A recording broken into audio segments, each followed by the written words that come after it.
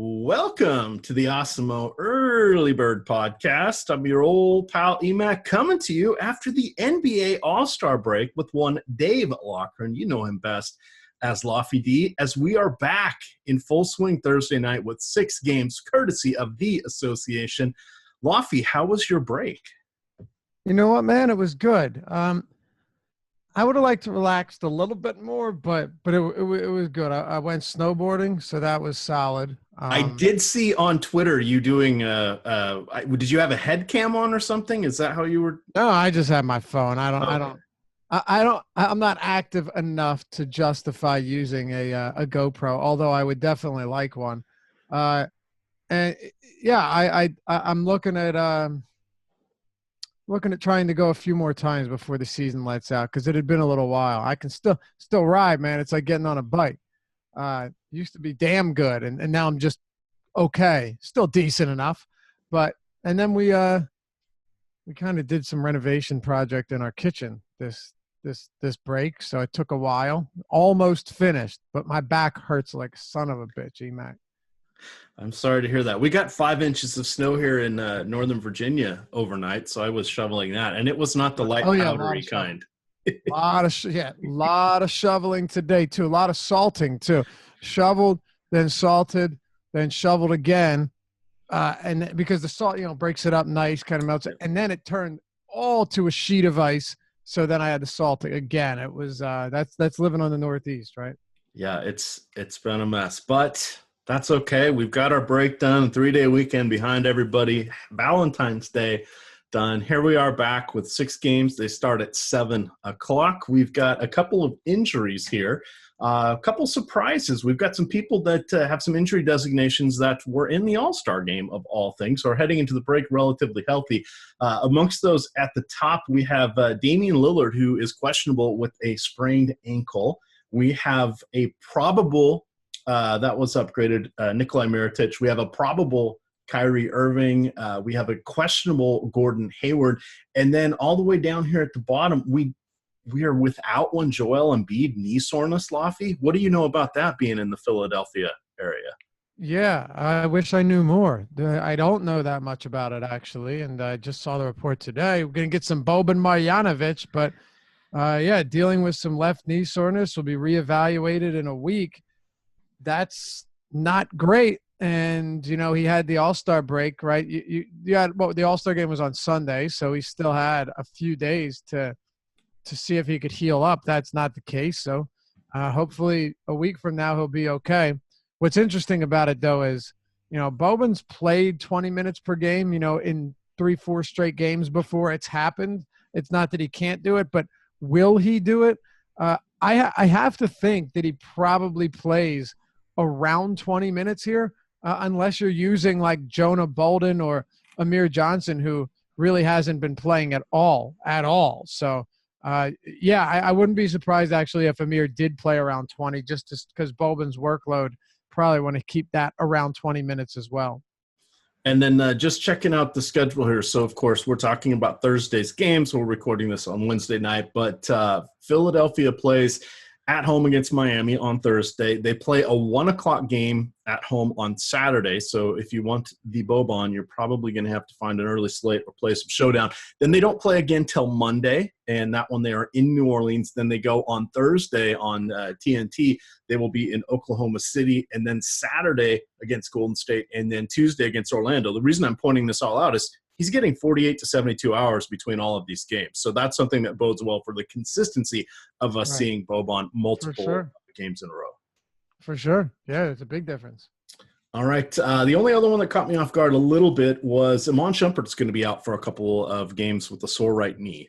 So that was one I was not aware he had was in any sort of injury concern issues, but since he was recently acquired there by Houston. So just one more thing out there. We, of course, are going to go game by game here on the Early Bird Podcast. If you have not yet signed up for Awesemo, you can utilize the promo code EARLYBIRD, all one word, and get 50% off any 1-month package at awesemo.com, and that does include anything with the Fantasy Cruncher add-on, which is a lot of fun. We've also got some free YouTube videos showing how to utilize that for both NBA and NHL. The NHL has 2 different versions, one for DraftKings and one for FanDuel. So if you want to give that a try, promo code EARLYBIRD gets you 50% off. Lofty, we've got some intriguing choices here at point guard. We've got the multi-position eligibility, so we've got people bouncing all over the place on DraftKings. But James Harden up the tippy top there at 11,600. Steph Curry checking in at 9,000. Both these guys are going to be playing in the dueling late night hammers, knocking off around, I think it's 10:30 on Thursday night. So one's on TNT, that would be Houston and Los Angeles. And then if you want to watch Sacramento, Golden State, and are not in the local viewing area, you got to activate that league pass. And this is just a friendly reminder. More often than not, they give you that first weekend free coming out of the All-Star break for league pass. So check that out. If not, you can get that for. I'll do you one better, Mac. Don't tell us to go to Reddit, Lofty. We like our computers safe. Bro, I use the Reddit streams every single night. Never had an issue with anything. Never once. I will pay the $1 a day to not have to worry about those. Fair enough. I mean, do you have a Mac? What do you got? No, I've got a PC. I haven't had an issue, man. I play it. I'll stream it straight to my TV. No problems. Nothing at all. I actually quite enjoy the free games. All right. And here's the other thing, though. I would buy League Pass every single season, right? What I don't like, though, is there's still a significant delay on it. Yes. Like if I'm paying for that, I want to have maybe it's not a huge difference, but to some people, but if you're on Twitter and you're getting all these reactions before it happens, or if you're tracking your games and you see the scores up there, like I want to be able to see it before everything else. And that's something that I wasn't huge on. I feel like I understand why it's delayed, but I wish it wasn't, because the delay is significant enough for me to, not be huge on it. But look, other than that, yeah, League Pass is perfectly fine. All right, back to the task at hand here. James Harden, Steph Curry, first-time All-Star D'Angelo Russell. He's at 8,200. Get a discount there. He's going at home against Portland. You got Damian Lillard there in between. We've got some nice choices up top. We've got I don't really like Kyrie Irving in this matchup going against Giannis and company. So I would rather go up the pricing sheet or down the pricing sheet for this one. What do you like there at our many top-tier options? Yeah, so 6 games, but I kind of like this 6-game slate. A few spots that kind of jump out to me on paper might not be the greatest, but not really too worried about that. One of them would be Kyrie Irving against Milwaukee. You're looking at a couple things to like here. Number one, this is a huge pace-up spot for the Celtics, right? I mean, big time. And I get it. There's no question Milwaukee plays stout defense. They're very, very good. But there are also a couple things that make this matchup a whole lot more appealing. Now, since the start of January, the Milwaukee Bucks are playing at one of the fastest paces in the league, 4th in pace. Now, to be fair, they're also number 1 in defensive rating. They've been fantastic. They have an 11 net rating, second to only the Warriors. But this is also a team that on the season allows more 3-point attempts to their opponents than any other team. So you get the pace increase, and you're also getting about 35.5 3-point attempts per game. Look, you could tell me, oh, what about the 3-point percentage allowed? It's actually 17. So it's not for the amount they allow. That efficiency is not bad, right? They're allowing the 13th highest, the 13th high. That's not bad if you're an opposing player like Kyrie Irving, who, jacks up a ton of 3-pointers, is a sniper from beyond the arc, and is not really that overpriced. Also, again, the pace increase is significant here. I mean, if you're talking about a Boston team that, as we know, plays at I won't say a crawling pace, but not exactly a pace that you're looking to target.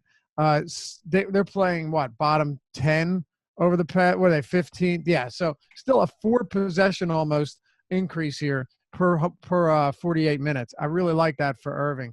Moving on, though, you could talk about it. Dame Lillard's another one. We don't know, as you mentioned, whether or not he's going to play. But if he does against Brooklyn, what a phenomenal spot. I think he'll probably – I don't know how chalky he'll be, Emac, but I would assume that at 8,600, he'll probably be relatively popular. 10-1 on FanDuel and 8-6 on DraftKings. Huge decrease there on DraftKings compared to FanDuel, where I'm really just not that interested. Then you have Curry facing Stephen Curry facing the Sacramento Kings. Another really good spot for Curry. Do I like him as much as Lillard and Irving? I don't know, only because, you know, those guys don't exactly play with the most stellar secondary options, third option, fourth option, fifth option. I mean, there's so many different ways to make things work in Golden State. I definitely really do like Stephen Curry, but there's a lot to like here outside of him as well. Yeah, absolutely. As we move down the price sheet, I mean, this is a jam-packed slate. This feels like it'll Chris be Paul's good. Another one, yeah. Yep, this one will be good for the mass multi-entry. Even that 2-game late slate that will feature the Houston Rockets at the Lakers and Sacramento at Golden State. That's got enough intriguing options in there to be a fun one. One of the guys that I'm glad got a little bit of a break, actually two of them. I got Karis LeVert and I've got Jordan Clarkson. Now Clarkson is coming off that massive game, triple overtime, where he took 34 shots. Scored 42 points, played 47 minutes, and then Karis LeVert got a start in the last game before the break. He played in 3 games before the break after sitting out essentially from the middle of November all the way until basically the middle of February with his injury. But he played 14, 22, and 30 minutes coming in that last one. Again, that was the mega overtime game. On the other side, but I like him a lot as somebody that's under the radar. Lofty, do you like either of those guys? Because there's a lot of 5-figure players on both sides. We're going to need some differentiation plays. I don't know that we'll get many, quote, value plays because everybody should be healthy. Most people should not be dinged up. And the tanking really won't start in earnest until probably Monday. Yeah, so here's the one thing. I think if you're looking at somebody like LeVert, right, it just makes way more sense to play him at small forward. I just could not justify playing him at the point with with this wealth of options here. But no, I mean, I think he's perfectly fine. You know, I as you mentioned, the triple overtime game, mind you, I'm sorry. Who did you say took 34 shots? That was Jordan Clarkson on the other side because it was Brooklyn versus. I thought you said LeVert did. Yeah, no. I just happened to be talking about players that were on both sides of that, and LeVert played 30 minutes in that one, which was encouraging for that. Yeah. It was certainly encouraging. What a ridiculous game, too. I mean, yeah. Especially when Larry Nance fouled out. It's like, really? Yeah, that's another time and a half.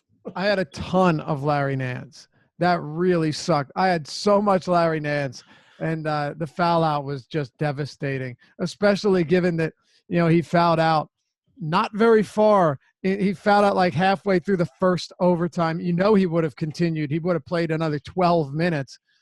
Brutal. But LeVert in that game, he played about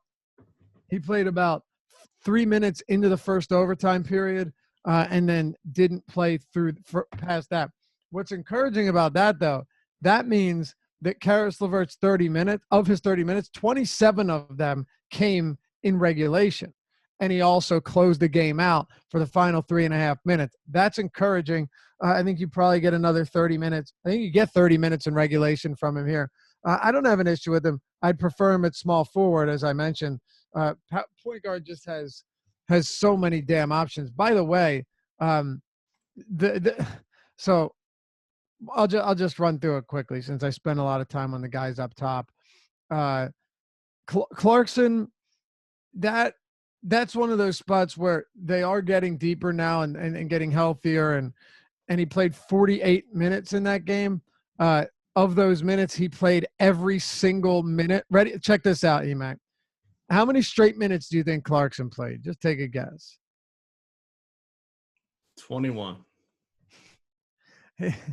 He played 33 straight minutes. Wow. Yeah. sorry, 34. He played 7 minutes in the third, 12 in the fourth, and then all 3 overtime periods without coming off. So 34 consecutive minutes for Jordan Clarkson. Granted, they get breaks and such, but that's insane.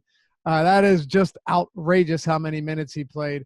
So if you're wondering the amount of minutes that he played in regulation, 33. Again, encouraging. Does he play 18, 19 straight minutes to close out a game again? Probably not. But I still think he's very reasonable, man.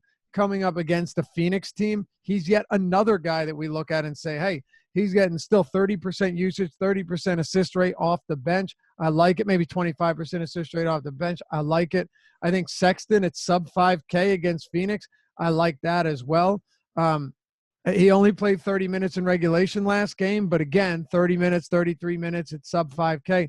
That's very doable as well. The position's got a lot of options, and I'm sure you could rattle off a couple that I have forgotten about. Oh yeah, absolutely. I mean, we've got kind of in the sweet spot. You've got De'Aaron Fox and Eric Bledsoe, both in decent matchups for what they're going to bring to the table, and very little ownership. So for there being 12 teams in the player pool, I don't see everybody clamoring to 1 or 2 players like we end up seeing a lot of the time. Kind of using this as our pivot person. We've got Dwayne Wade, 4,300, doing his farewell appearance in Philadelphia. Laffy. We got to see him play in the All-Star game. I think he played 10 or 12 minutes, but he's been putting up 25 pretty consistently, particularly when it's on the road in these farewell events. I don't mind him as an extreme salary saver at 4,300 on DraftKings. No, and the funny thing is, since the start of the new year, only Hassan Whiteside is a better per-minute producer than Dwayne Wade.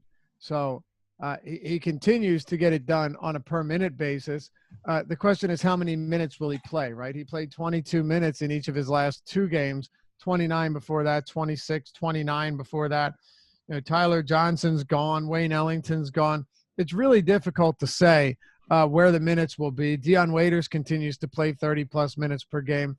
I think the way I see it is in cash, I'd prefer Waiters if you're looking for a cheaper guy here. And as you mentioned, we're pivoting over to small forward as well. I have no problem with that because Waiters continues to get that heavy run.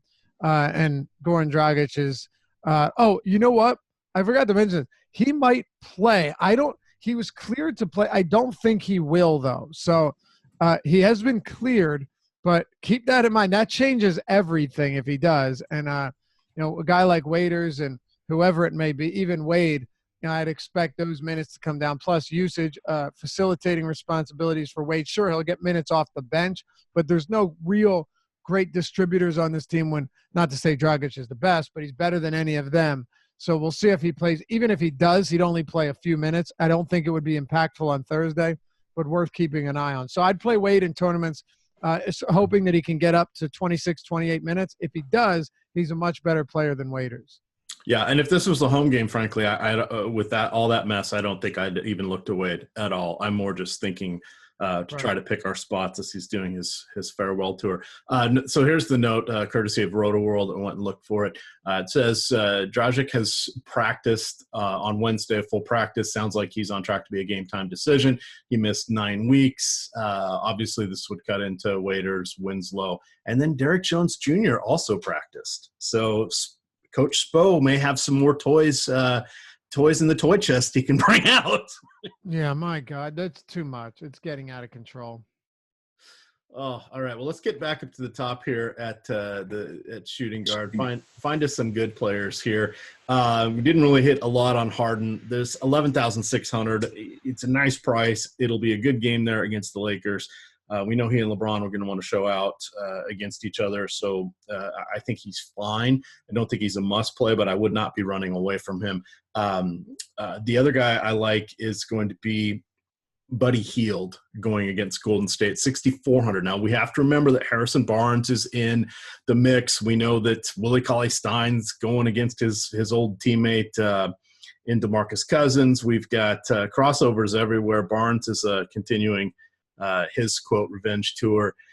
It's a good game. There's a lot of moving parts here, but I think with the addition of Burks and Barnes, I still think it's going to be Hield and Fox and Willie Cauley-Stein that get the main minutes, and then Barnes should see a normal starter's role. And I think Bogey will see maybe a cut a little bit from what he did, but he'll still be seeing more sixth man minutes. But it gets real dicey after that. Yeah, it does. And with James Harden, I mean, there's no question that he's taken a legitimate hit in terms of assists since Chris Paul returned. You know, if you look at potential assists per game since Paul returned, Paul's averaging 15.5. James Harden is averaging 11.7. So normally you say, hey, that's not too bad. 11.7 potential assists per game. I can handle that. You know, that for most players, you like that. But, you know, given what we had seen from him prior, it's definitely a difference. He was averaging 16.1 with Chris Paul out. 16.1. So you're looking at like 5 less assist opportunities per game. And that makes a difference, you know, when you continue to be priced up. Now, at 11.6, I'll tell you what, I'm not sure I care all that much. He's come down from 13.7, 13.8 late January to 11.6. This is actually a spot where I am not opposed to rostering James Harden. I mean, a couple of things here.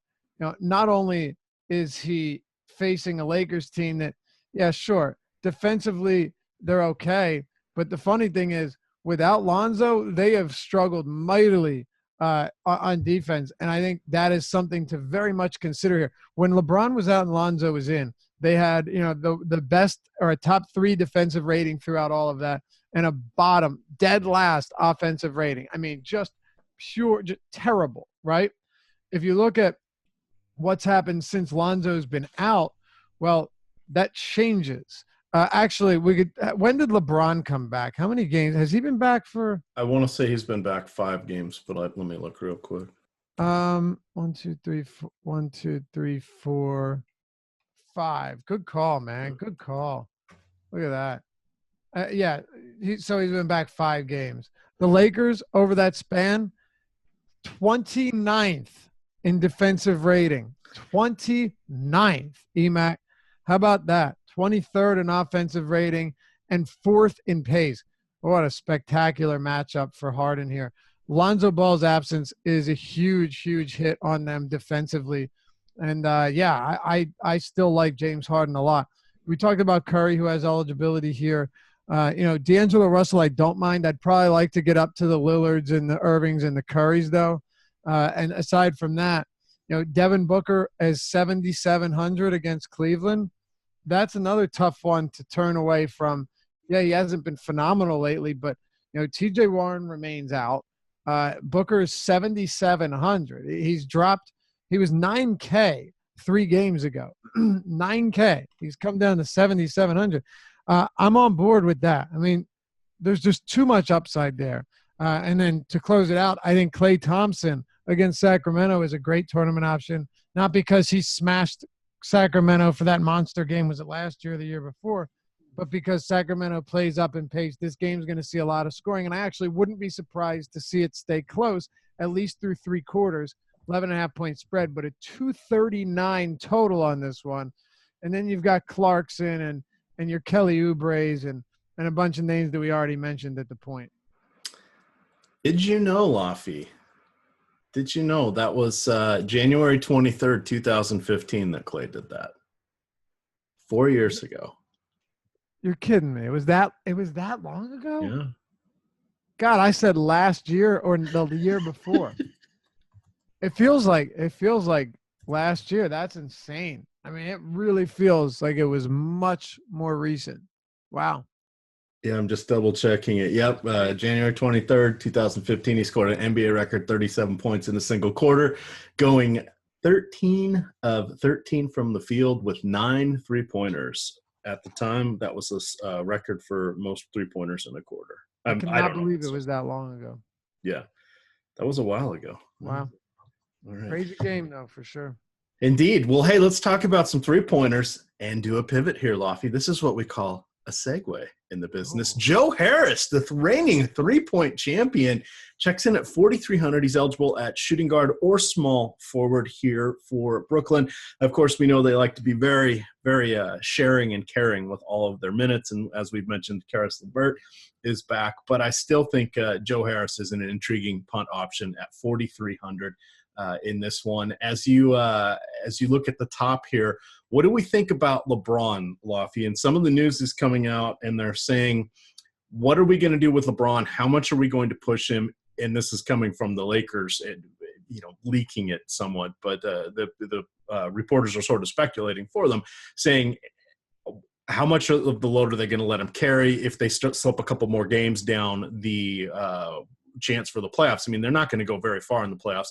Do they want to have him injure himself any further? He's missed the most games he has of any year. This was, what was it? I think in 11 of 13 seasons, he's played something like 74 games or something along those lines.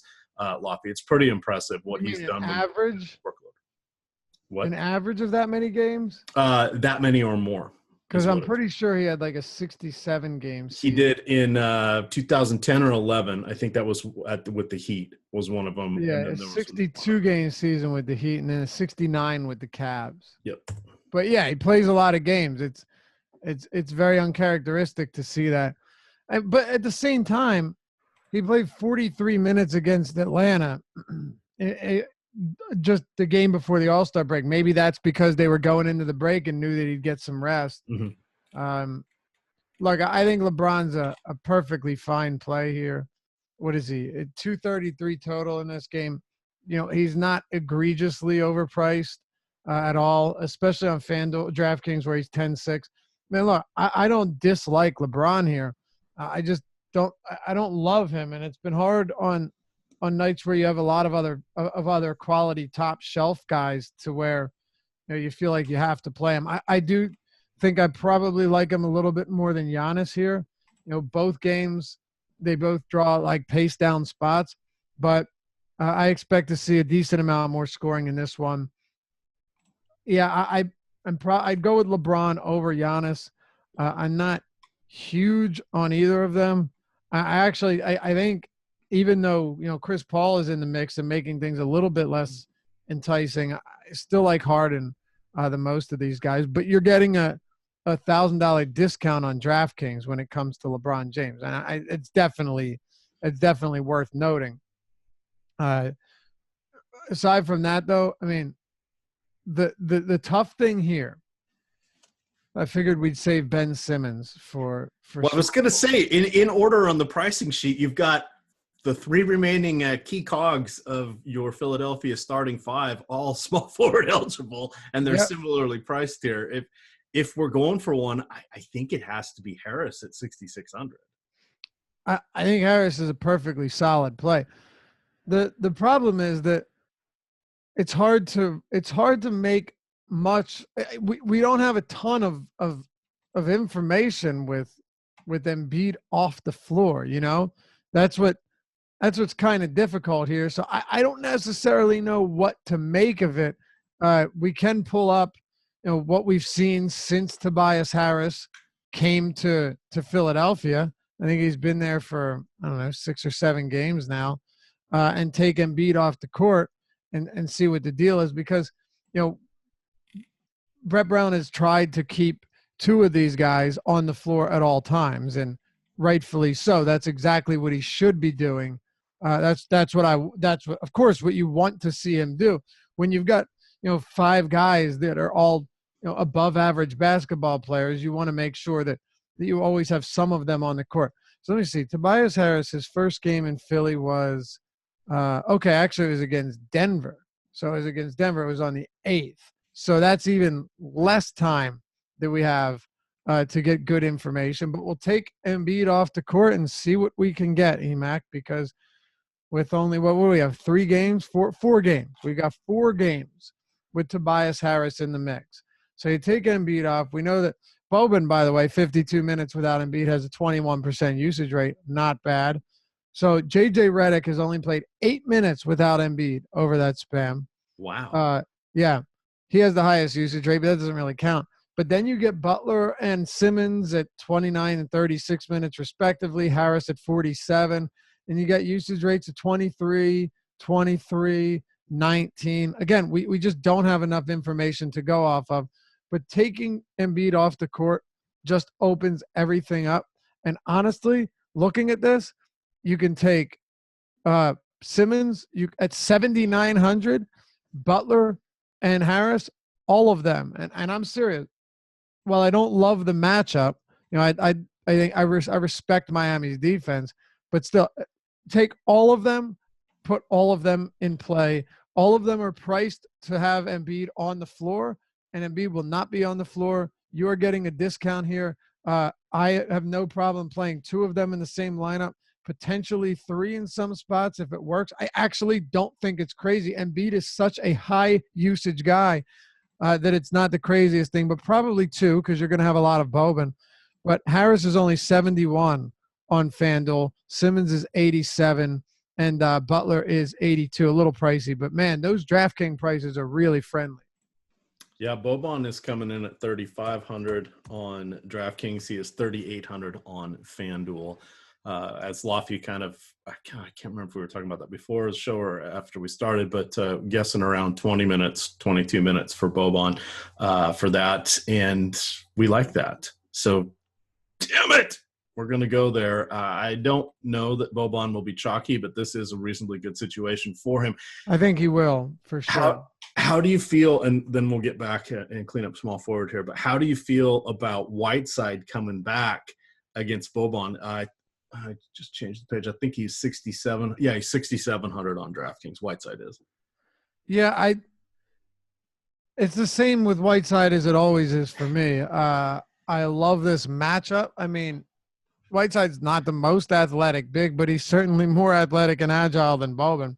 The truth is, though, you're only putting Boban at like 20 minutes anyway. At least I am. So with that being the case, it doesn't mean that Whiteside should be expected to see any more minutes than he normally has. And at this rate, you know what? I'm just going to say at 6,700, if Whiteside plays 28 minutes, we've seen it happen. He had a stretch there where Spoelstra actually liked him. He played 31, 30, and 28 minutes, averaged around 50 fantasy points.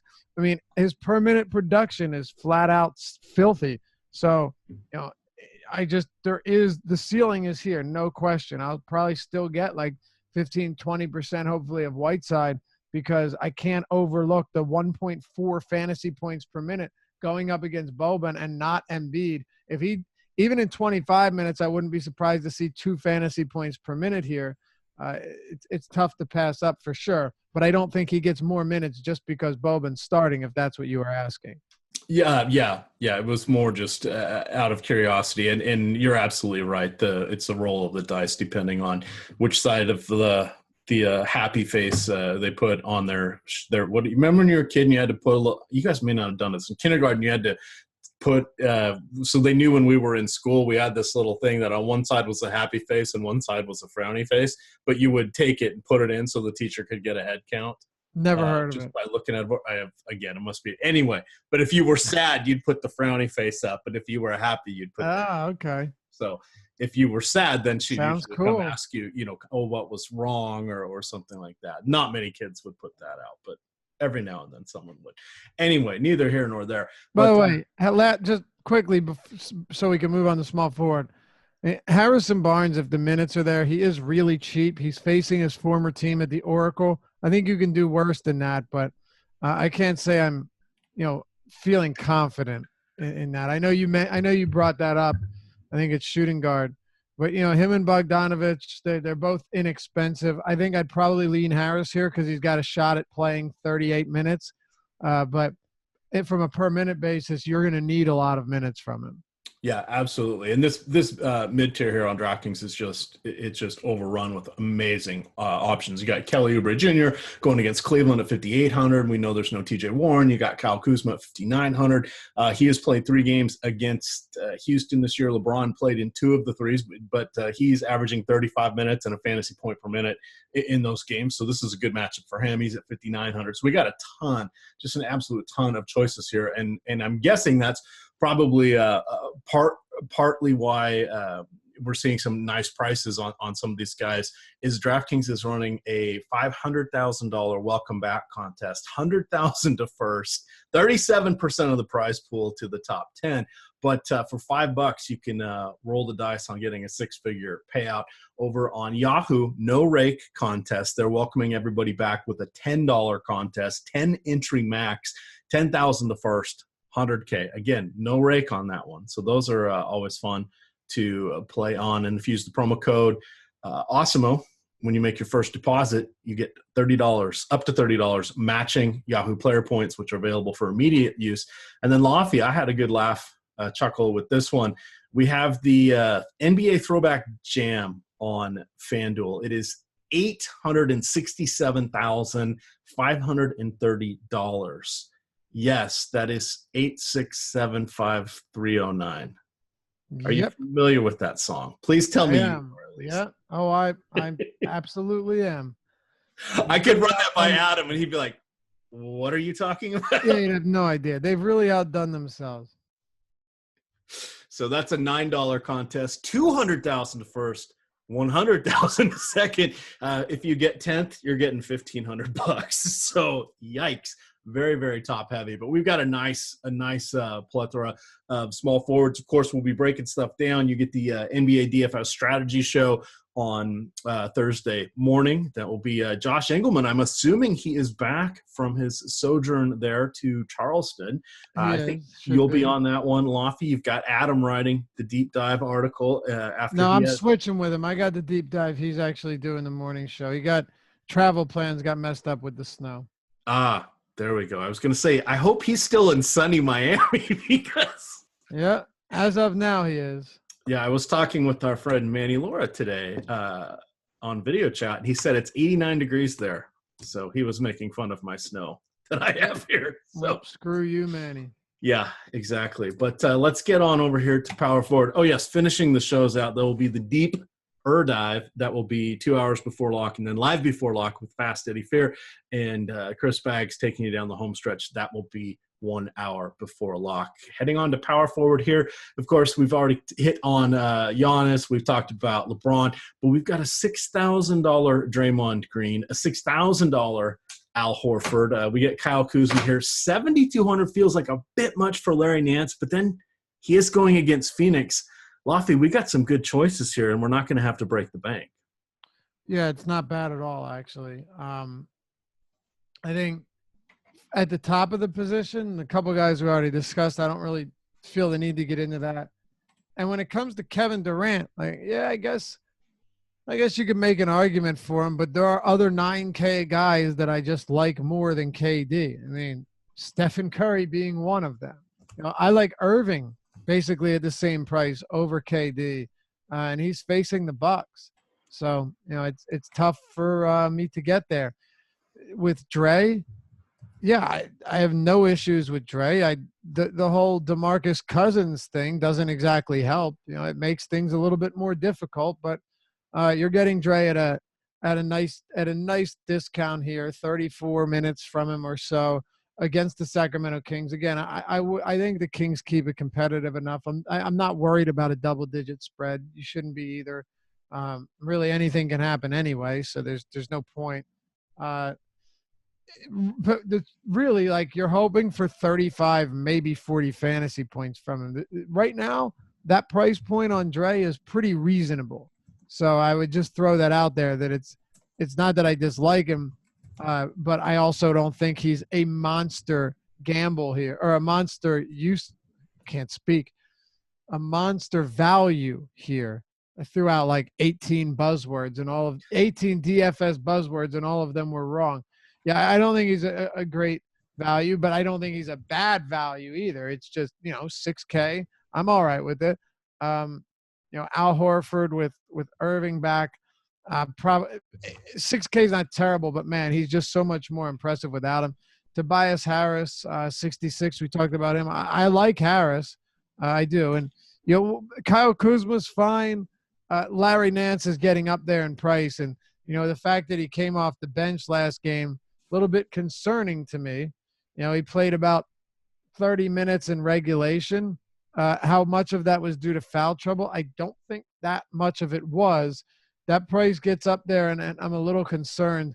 In tournaments, I still have some interest, though, only because you're talking about Phoenix being a really bad team against opposing fives. But the biggest thing is really whether or not Tristan Thompson plays. It doesn't look like he will, but keep an eye on that. I don't think he will, but it's worth monitoring for sure.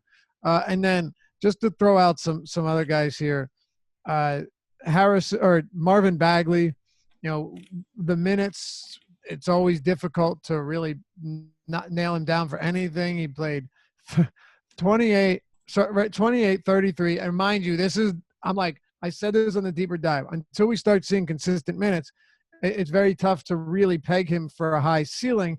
And I'd like to go elsewhere at close to 6K. Then he plays 28, 33, and 31. So there you have it. And then he plays 27, 20, 32, 23. And that was in a 2-point game. The come from behind win for the Nuggets. I don't know here. Against Golden State, I'm interested. But I'd be lying if I said I was confident in his ability to, go out there and get the amount of minutes that we need from him, because right now that's not the case. And then the last one here, Jonah Bolden, it's very possible that he gets the minutes. You're not talking about a high per minute guy though. He hasn't been terrible. He probably should get around 20 minutes, but it depends on what Amir Johnson plays. I wanted to point out that Bam Adebayo is 3,500 on DraftKings.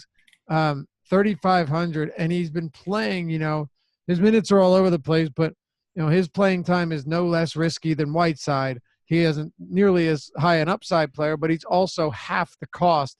I don't think it's crazy to consider Bam Adebayo as a decent value here if you're looking to punt in tournaments.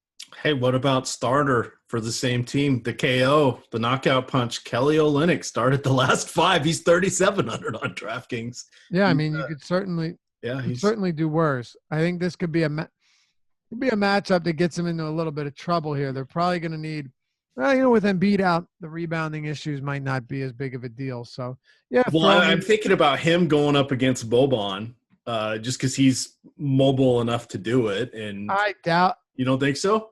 Only because Spoelstra hates playing him at the 5. Like the center minutes.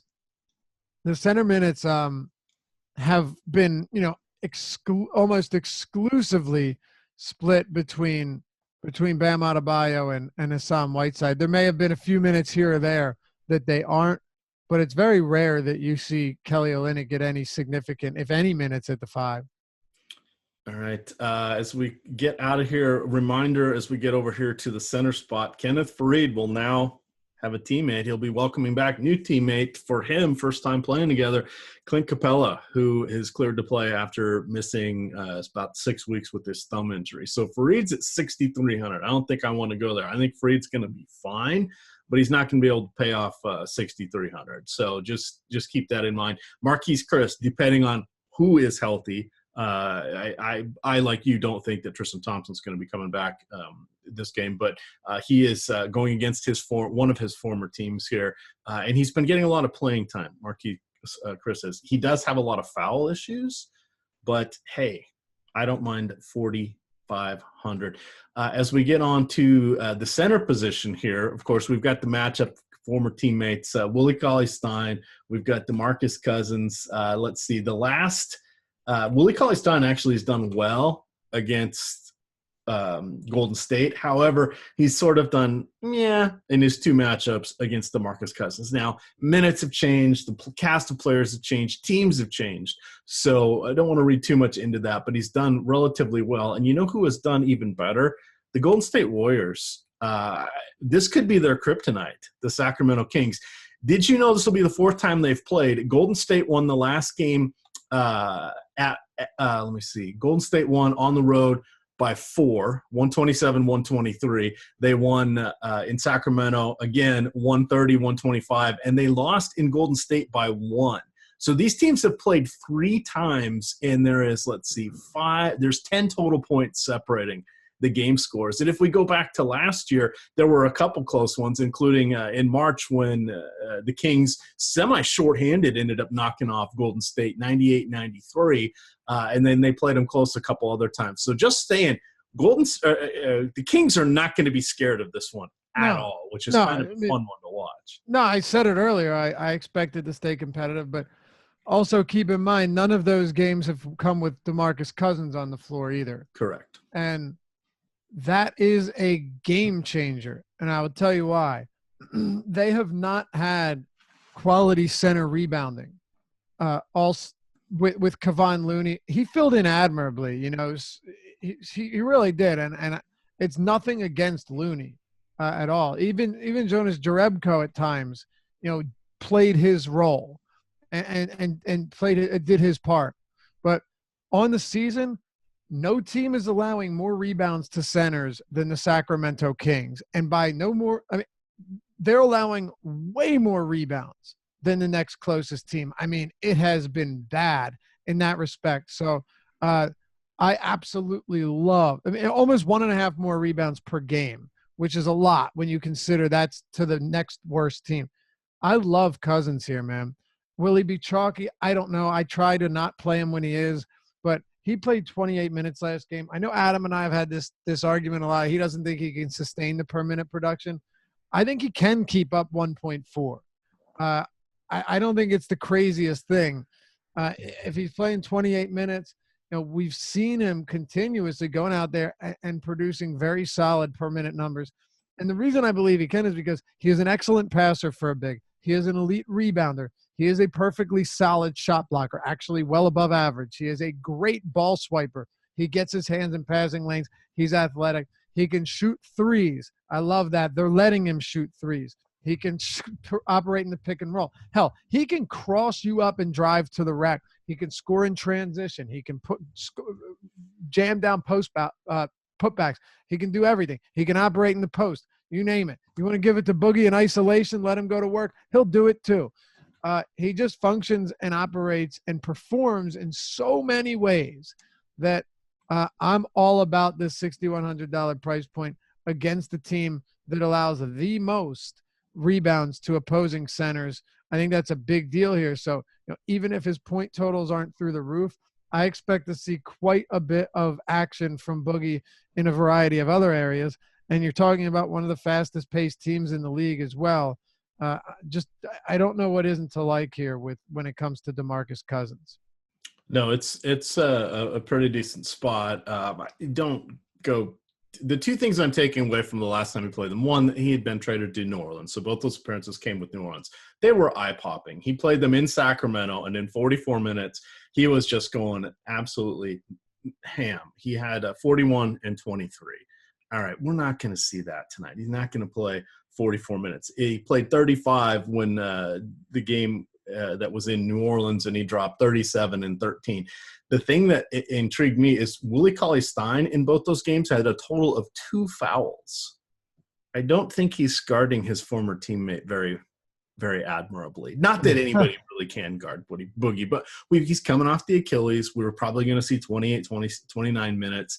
He's had a whole week off. I think signs are pointing to him, but as Lofty said, you know, your mileage may vary. We could get him just – maybe this is the time we see a meltdown from him. Who knows? But it's an intriguing price point. I like him over Dre, I'll tell you that much. Yeah, I would definitely agree with that. Even if you get 5 less minutes, just the efficiency there is significant. We talked about Boban too. Like, you have to like Boban here, or at least consider him, right? 35 minutes of Boban, you're going to get, you know, that whenever he's out there, he's just so big that he can literally just drop the ball in the basket over everyone else's head. Not the most difficult thing to do. And we've seen him do it on a variety of occasions. Since coming to Philly, he's producing well over a fantasy point per minute, which should be no surprise to anybody. If he plays 20 minutes here, you should be pretty happy with the results. I prefer him over Bolden just because Brett Brown has shown an unwillingness to play Bolden, even in spots when they're shallow. Sometimes he will, but you know, generally it needs to be. Yeah, they haven't had a Boban Marjanovic who I get it. He can't play a ton of minutes, but he's still more effective than, Bolden, or still more effective than Amir Johnson, which I think definitely comes into play here. I also really, really like Yusuf Nurkic. I've always liked him all year. When he's not in foul trouble or when games aren't blowing out, Nurkic is going to get run. It's funny, against Golden State, 2 other games this season, he had gotten 30-plus minutes. And then this one, he wasn't playing poorly. He wasn't great, but Terry Stotts decided not to play him down the stretch. He never came back after his third quarter rotation. And I would expect him to get back over 30 minutes here in a really good matchup against Brooklyn. When you talk about how they fare against opposing centers, they have not exactly been great. No teams allow more fantasy points to the position, and a lot of that comes due to the fact that they allow the second most points, they allow the second most rebounds to the position, they allow the third most assists. Why do I mention assists? Well, because Yusuf Nurkic is actually a pretty solid passer for a big man. This is a great, great spot. If he's not chalk, and we don't have ownership projections yet, and Cousins is, I will happily pivot heavily to Nurkic. I plan on having a bunch of him anyway, but I would plan on pivoting heavily there. And let's keep an eye on what happens with Capella. Let's see what D'Antoni says about his minutes. If he's going to be severely limited, I'm not opposed to Fareed, but it is scary because, people, if they say he's going to monitor his minutes, I'll expect him to play 30, and then I will really like Clint Capella here. I think that's pretty reasonable take. Whiteside in tournaments, risky, but I don't have an issue with it. DeAndre Ayton's okay, but he's too close to Nurkic for me to really like him that much. By the way, I'll just throw this out. This is the last thing I'll say on tonight's show, or this morning's show, depending on when you're listening. I don't know the effect that Enes Kanter is going to have. And I don't know what that's going to do to Nurkic's minutes. But if Nurkic plays 28 minutes against Brooklyn at 7,400, I'm honestly still okay with it.